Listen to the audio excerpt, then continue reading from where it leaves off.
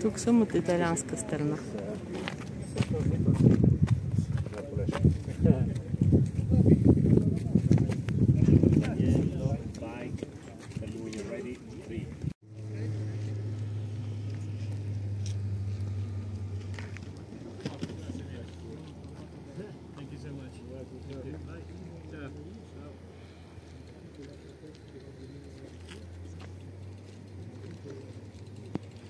Тук е 2744, а там горе със сигурност е на 3000 метра, но колко е, не знам.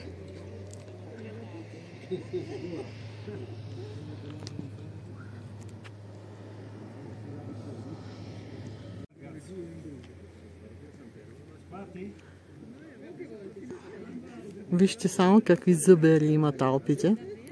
Ако сте пътували с самолет над Алпите, не може да ни ви направи впечатление как всички върхове на Алпите са остри, ама остри като зъбери.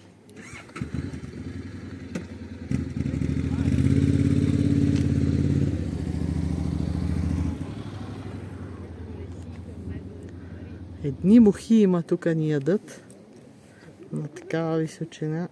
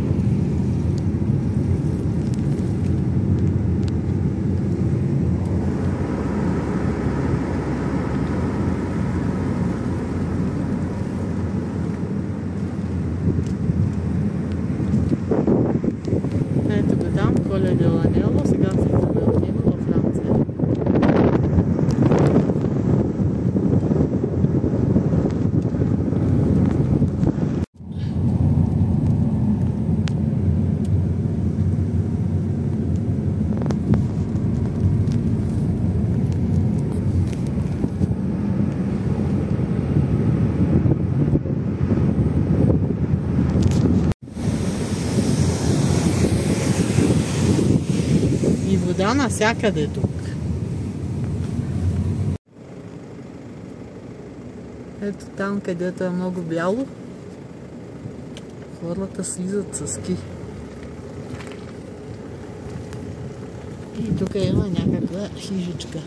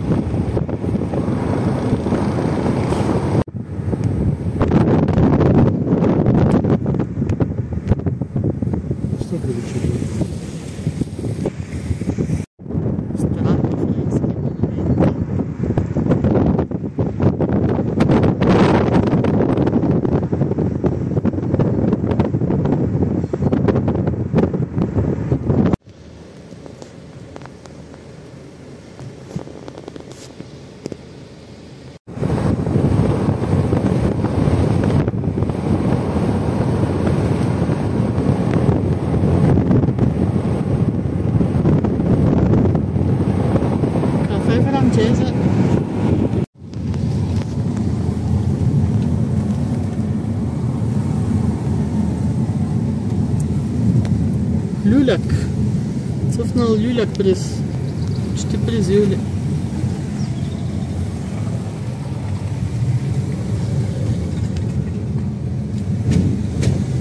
Френско село, първото френско село.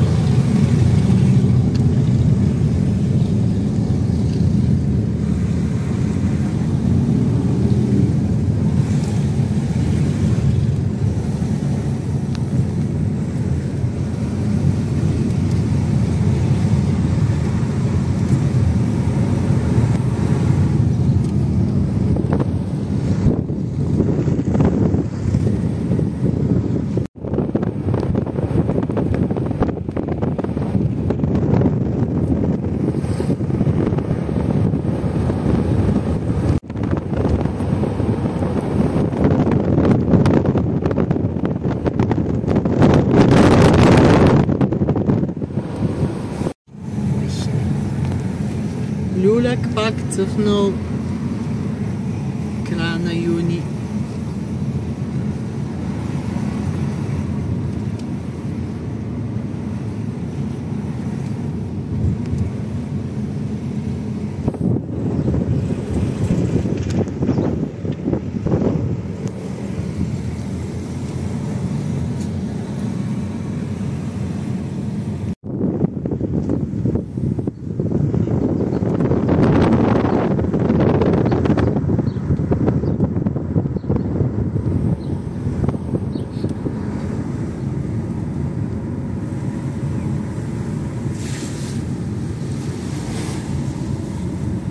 Visto caprele sul tavolo. Вижте козите на масата. Излегната на масата е едната коза. И в Италия са такива с дълги рога. Домашните кози.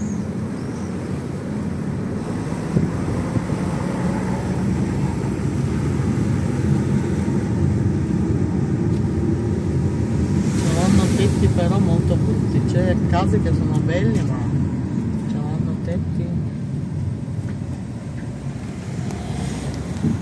много грозни пахалини имат.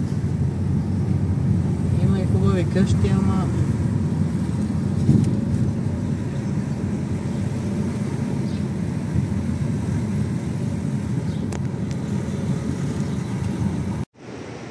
това е форт Куейрас или нещо такова се казва, който е отворен за посещение.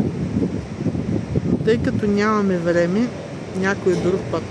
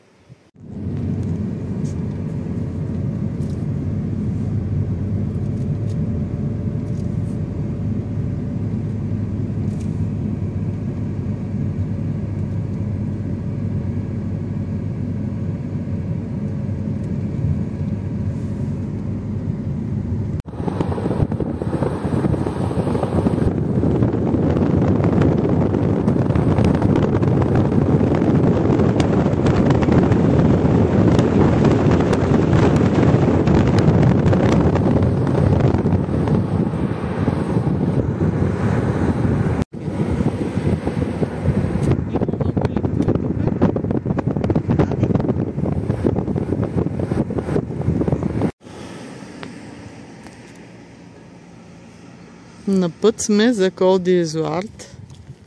Показвам ви долината долу. Ето там се виждат писти.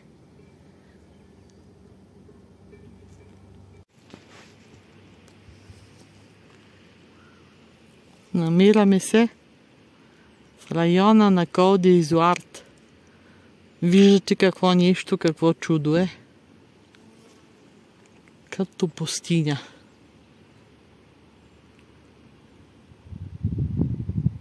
Самия връх се намира там някъде в средата, където е по-ниското.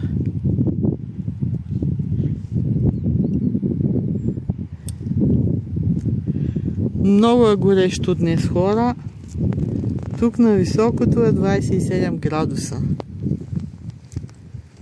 А на Коле дел'Анелло беше 20 градуса.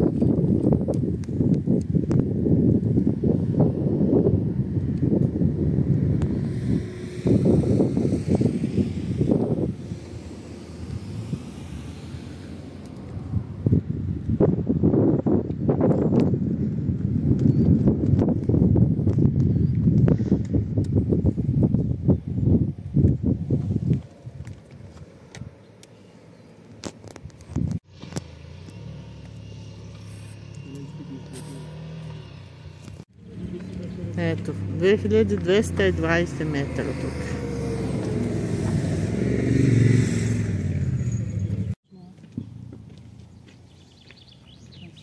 Je te prends mon téléphone?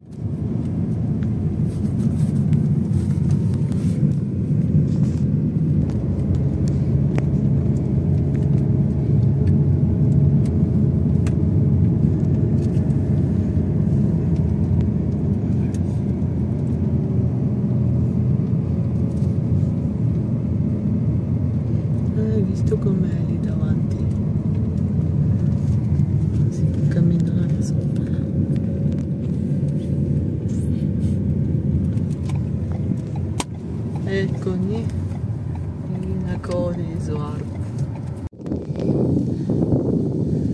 Коде Изуард, 2360 метра. Виждате тук каква пустиня е.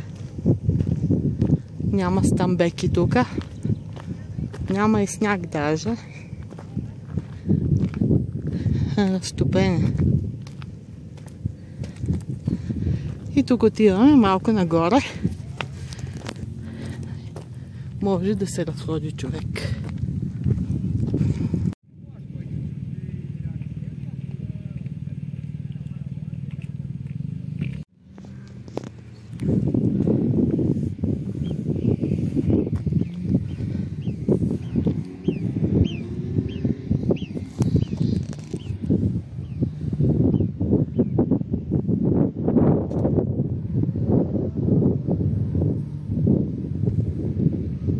И после отиваме там някъде надолу към Модан.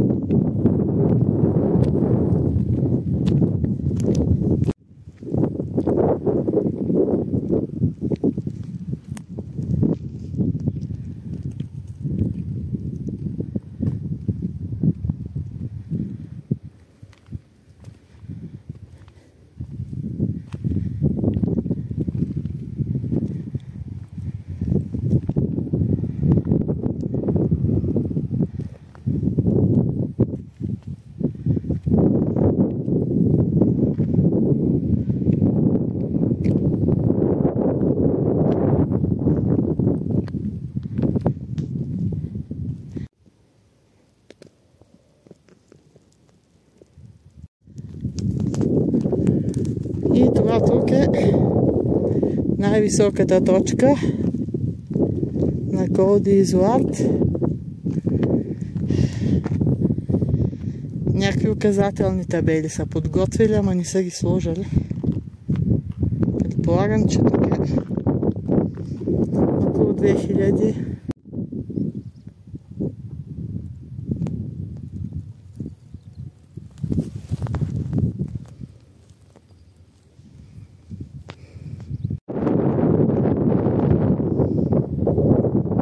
В момента няма никой, като пустиня. Так му се накани да снимам и едни мотористи дойдоха.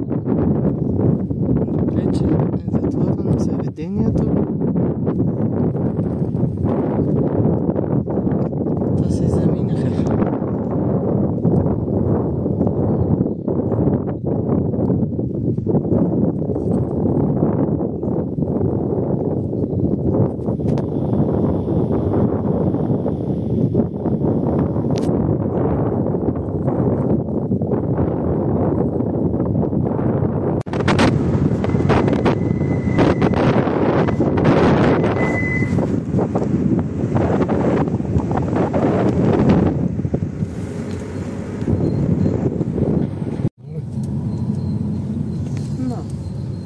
Една много стара френска къща.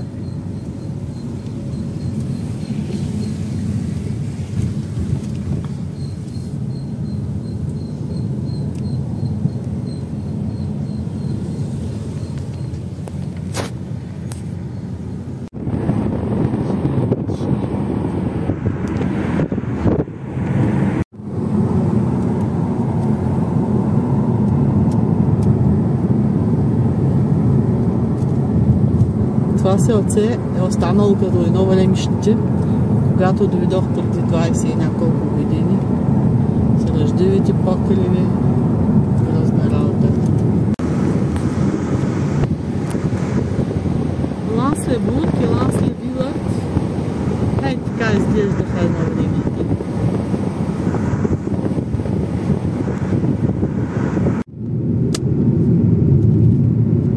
И така слизаме в Бриансон, 1200 метра и да довечера.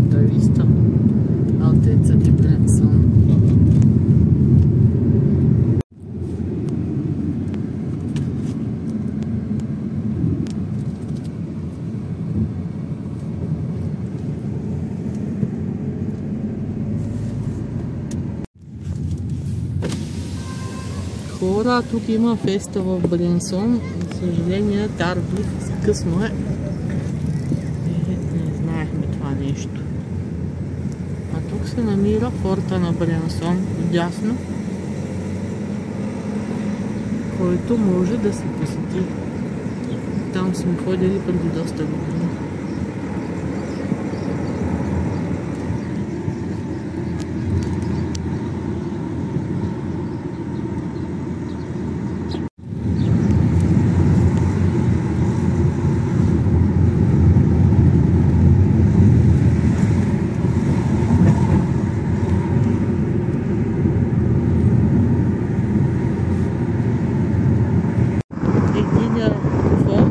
Другия и тук е третия се вижда. Тук има много фортове край Бренсон.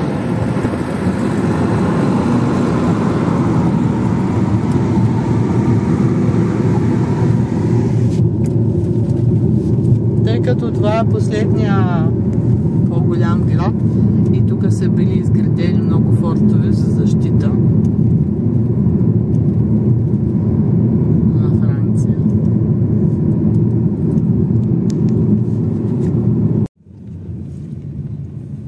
Dove era questo Montenegro? Наядахме се в Монтенегро и сега си тръгваме към Италия. Тук що ми казаха, че там вали. То кога не е валяло. Седнахме до една къща, дето хората ни са ходили отдавна там, пред гаража и си се нахранихме спокойно. И сега, чао Франча, и си отиваме в Италия. И сега минаваме, ще минем през Клавиер, което е сърцето на италианска територия. Монтенегро на френска, Madonna che casino qua, tetto, battuto.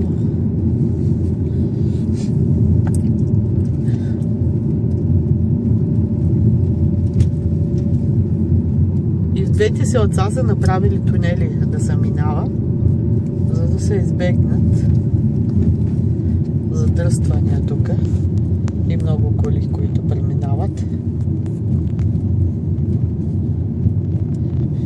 Имаше полиция преди да излезем от Франция, защото тук минават много емигранти, които идват от Африка и нелегално влизат във Франция и често ги пречакват тук и там и ги връщат в Италия.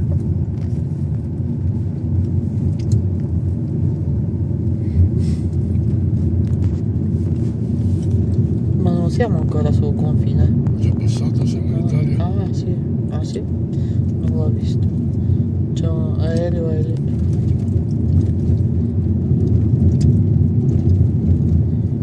Има един самолет, сега ще го видите.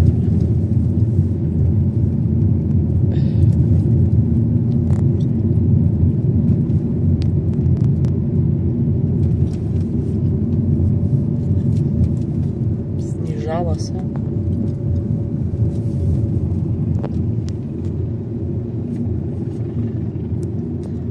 Не знам, емигранти ли има там, кое има.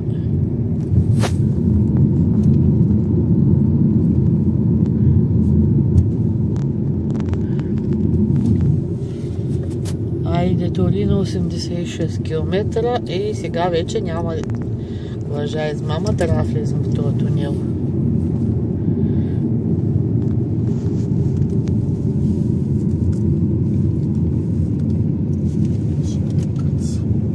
Sì, sta lì aereo. Magari lo lascio correre qualcuno. Ah, magari.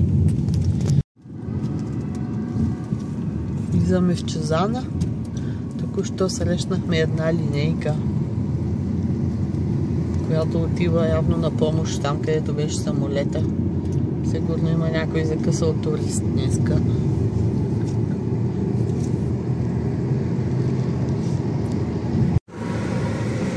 Това е Форте ди Иксилес. Посещавали сме го преди много години и много интересно ни се видя. Разказва се историята за желязната маска и дори там се показва една желязна маска, като се казва, че там е бил този затворник с те наречената желязна маска. Дали е така, дали не е така е друг въпрос, но е интересно да се посети.